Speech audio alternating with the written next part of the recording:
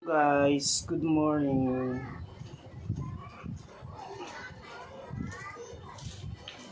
Samahan niyo ako guys, mag-repack tayo ng mantika. Back to repack naman tayo mga guys. Ganito kasi mabili sa amin. Pag hindi ka nag-repack, walang mamimili sa'yo. Bihira lang yung namimili ng bote-bote. Ganito guys, sa 5 pesos lang ito, napakabili. Ganito lang yung kaya ng mga tao sa amin. Yan guys, oh. 5 pesos yan guys.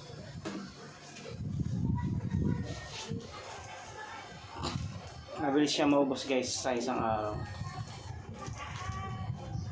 Pero kailangan mo lang talagang magtiyaga. Pag hindi ka nag-repack, hindi mababawasan yung mantika.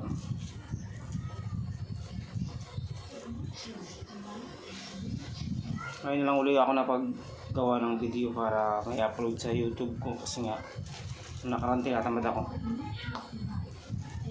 Parang nakakatamad mag-upload. Kasi parang nangihinayang din ako.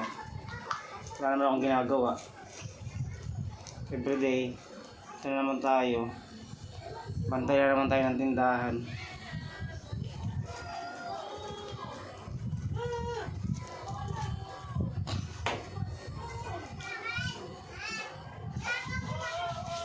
Yung a day in my life natin. Pagising sa umaga, magdi-display ng paninda. Buong maghapon na naman, bantay.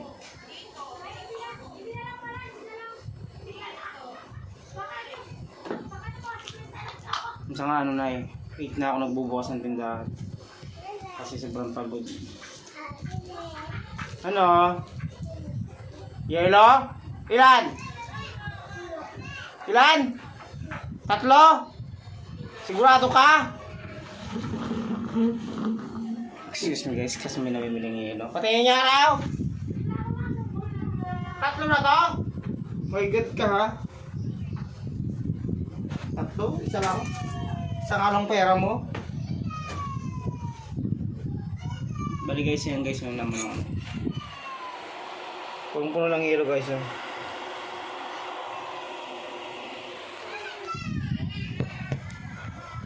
Malampin na guys ang yelo. This is 7 pesos.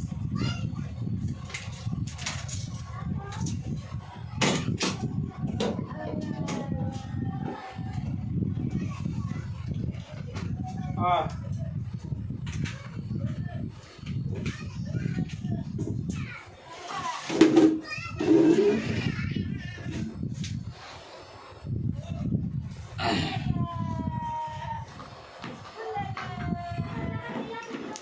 Bali ito lang guys yung nirepack ko.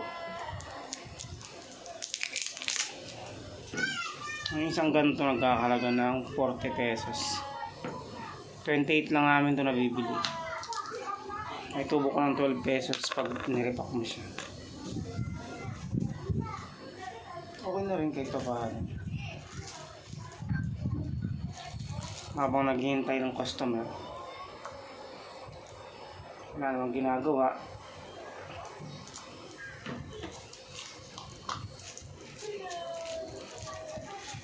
Kaya matyaga ka lang pag nag-repack ka nito.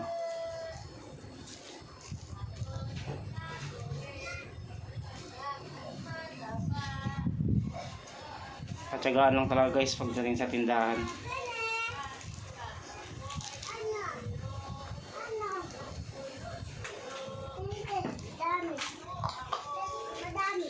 Ano yan? Ice candy? Ilan? Magtitinda nga rin pala ako ng ice candy. 5 pesos bawat isa. Kaya na!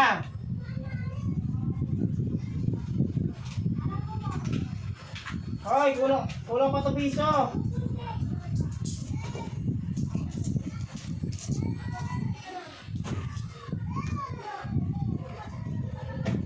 Yan guys yung ice candy ko. 5 pesos na guys.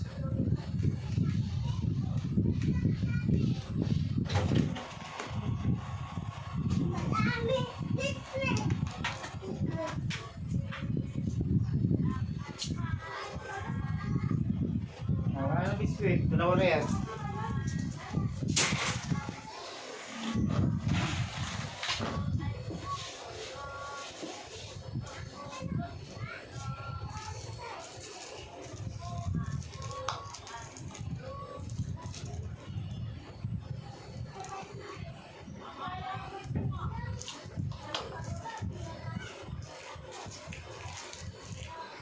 Kaya minsan guys, mga ano na ako nakakapagbukas mga bandang 10.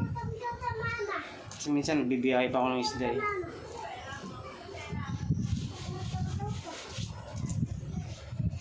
Ano yun? Utang aga-aga? Mamaya na, may ginagawa pa ako. Balik na lang.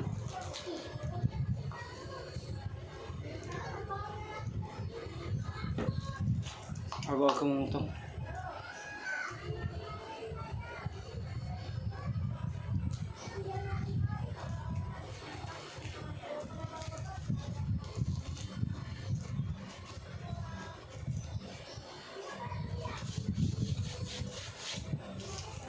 Minsan 10, pagdating ko pa galing biyahe, saka lang ako nakapagbukas. Pero okay lang.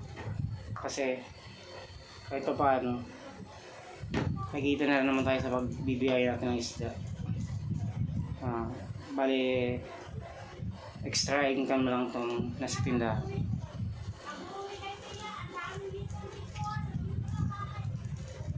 Tapos minsan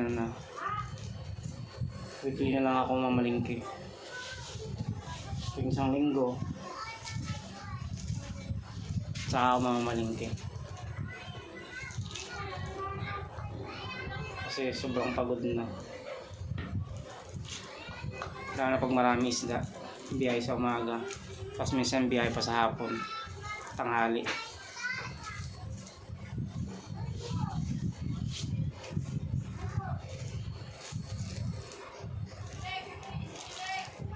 Kaya yung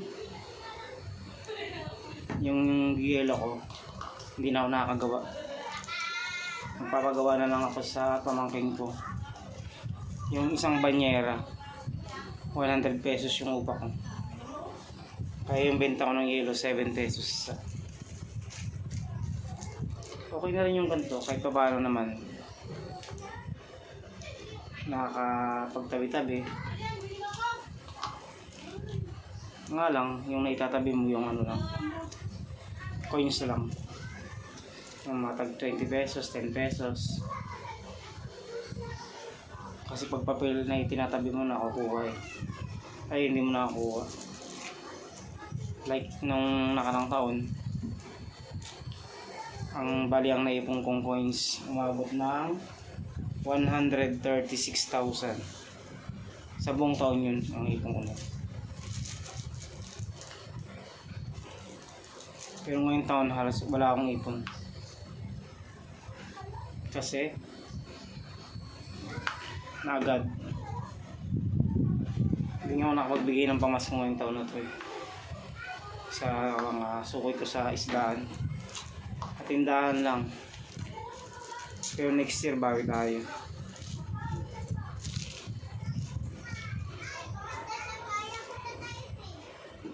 Yung guys, nakatapos na tayo. 2 bote yan guys. Bilangan natin kung ilang itinalabasan. 3, 4, 5, 6, 7, 8, 11, 12, 13, 14, 15, 16, 17 pieces mga guys. Naka 17 pieces tayo. Umabot siya guys na 85. Yung 2 bote natin naging 85 pesos siya. Tumubo tayo ng 30 plus 35 sa 2 boteng naripak natin. Ba okay na rin yan. Kahit pa paano sa 2 boteng ganito, tumubo tayo ng 35 pesos.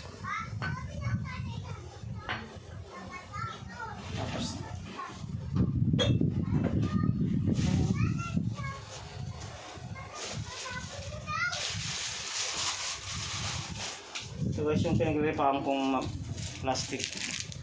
1 and 1/2.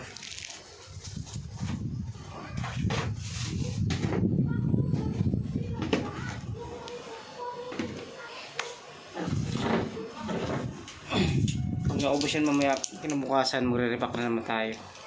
Panibago.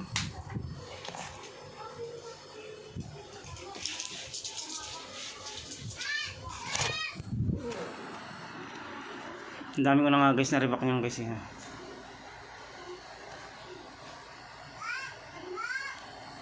Ano yun guys, so ayan na yung mga na-repack ko.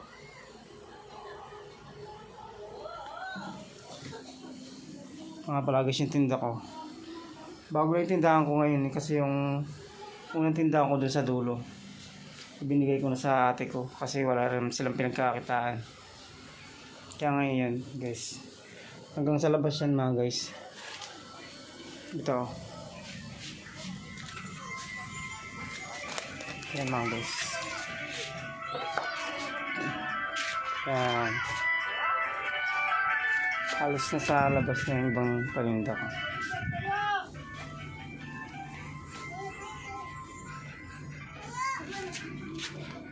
Kasi hindi na kasi sa loob, kaya linabas ko na siya. Yan mga guys.